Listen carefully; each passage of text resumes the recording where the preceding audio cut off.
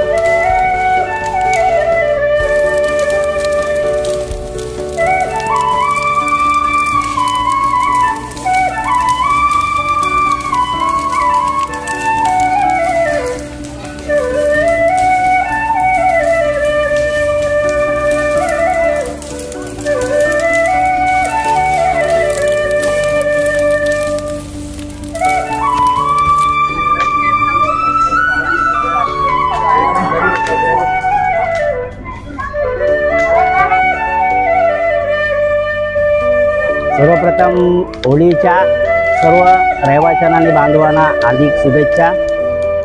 हा सण जेळे आम्ही इथे राहायला आल्यापासून आमचे टिके साहेब होते, पाडेकर साहेब होते, मिलिंद साहेब होते, तेव्हा आम्ही हा सण साजरा 30-35 चालू ठेवलेला आहे। ही परंपरा अखंड चालू राहणार तो आणि सर्वांचा आवडता लोकप्रिय सण आहे।